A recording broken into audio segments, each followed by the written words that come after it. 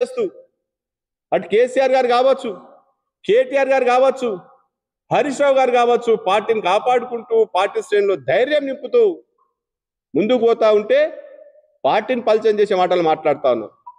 ఇక ముందు ఇట్లాంటి మాటలు ఎక్కడ మాట్లాడినా యావత్ తెలంగాణలో ఉన్నట్టు బీఆర్ఎస్ శ్రేణులు అందరూ కూడా తగిన బుద్ధి చెప్పాల్సినటువంటి పరిస్థితి తెచ్చుకుంటా ఉన్నావు. తస్మాత్ జాగ్రత్త అని హెచ్చరిస్తా ఉన్నాం. ఇంకా మాట్లాడుతూ ఉన్నావు మెదక్కొచ్చి ఈ పిచ్చి పిచ్చి మాటలు మాట్లాడడానికి మెదక్ దాకా రావాలా? కేటీఆర్ గారిని, హరీష్ రావు గారిని బదనాం చేయడానికి, వారి మీద దుమ్మెత్తిపోయడానికి ఇక్కడ దాకా రావాల్సిన అవసరం ఉన్నదా? విచిత్రంగా ఉన్నది. ఇలా ప్రెస్ మీట్ సోదరులంతా మధ్యలో ఇలా ప్రెస్ మీట్ మాట్లాడి మెదక్ పట్టణంలో ప్రభుత్వాన్ని అట రిక్వెస్ట్ చేస్తా ఉందట. ఆ గురుకుల పాఠశాల మడిగలలో నడుస్తా ఉంది, పక్క భవనాలు కట్టాలి, రైతులకు పరిహారం అందించాలని నేను ప్రభుత్వాన్ని రిక్వెస్ట్ చేస్తా ఉన్నా అని రిక్వెస్ట్ మాట్లాడుతుంది. ఎవరి మీద పోరాటం చేస్తా ఉన్నావు?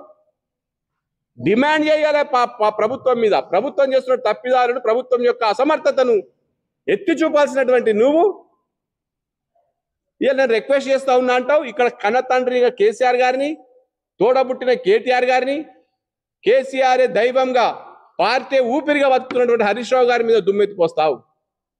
చాలా క్లియర్గా అర్థమవుతా ఉన్న నీ ద్వంద్వ నీతి ఏందో, నీ యొక్క ఎజెండా, సీక్రెట్ ఎజెండా ఏందో. రేవంత్ రెడ్డి మెప్పు కోసం, కాంగ్రెస్ పార్టీ మెప్పు కోసం నీ ఇష్టం వచ్చినట్టు మాట్లాడుతా అంటే తెలంగాణ శ్రేణులు ఎక్కడ కూడా ఊరుకోరు, తెలంగాణ సమాజం కూడా హర్షించాలన్న విషయాన్ని గుర్తుపెట్టుకోవాలి. ఇక కాళేశ్వరం గురించి మాట్లాడతావు. నీకు తెలుసో తెలియదో కాళేశ్వరం ప్రాజెక్టు గురించి పూర్తి అవగాహన లేకుండొచ్చు. మెదక్ జిల్లాలో ఉన్నటువంటి ఏదైతే మన పసుపులేరు ఉన్నదో హల్దీ, కాళేశ్వరం కంటే ముందు ఏ విధంగా ఉండే, ఇప్పుడే రకంగా ఉందో జర సోయి తెచ్చుకొని తెలుసుకొని మాట్లాడాలి. నోరుంది కదా అని చెప్పేసి నీ ఇష్టం వచ్చినట్టు మాట్లాడితే మాత్రం బాగుండదు.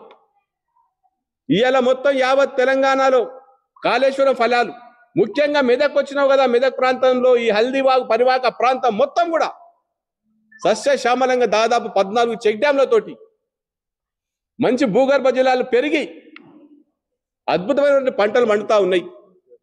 ఆ సోయి మరిచి కాళేశ్వరం మీద అవాకులు చవాకులు మాట్లాడతారు. ఇక్కడ హరీష్ రావు గారి అభివృద్ధి గురించి మాట్లాడుతూ, హరీష్ రావు గారికి ఏదో 400 ఎకరాలు ఉన్నది, మన రెడ్డిపల్లి చిప్పలు తుడితే అనేదో మాట్లాడేది. అసలు